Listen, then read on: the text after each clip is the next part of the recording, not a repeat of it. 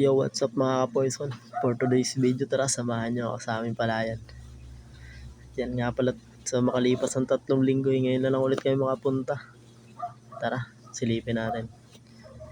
Dito nga pala to sa Pantalan, Kanyugan. Shoutout nga pala kay Edrel, ang aking pamangkin. Ito na at naglalakad na nga pala kami dito.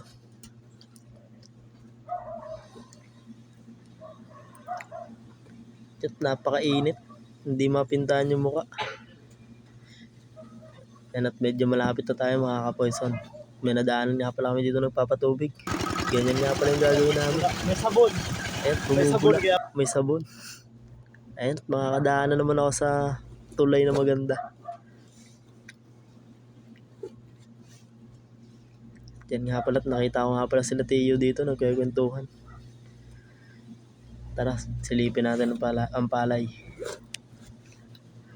Yan nga pala, ang gaganda ng mga palay. Shoutout nga pala kay Edwin. Tsaka sa Shopee. Shoutout. Yan, kung makikita nyo, buhay na buhay ang mga palay, mga ka-poison. Shoutout nga pala kay A Ronald. few moments later. Yan, nagkwentuhan na nga lang pala kami dito mga ka-poison. Nasa kubo nga pala kami. Shoutout nga pala kay Tio.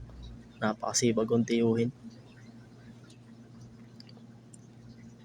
Yan nga, may nakita pa ako nagbabangka. Shoutout sa inyong dalawa, tatay. Mag-iingat kayo lagi.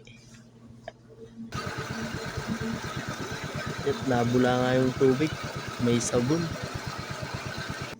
Yan, kung makikita nyo nga, napakaganda ng tubo ng palay. Buhay na buhay.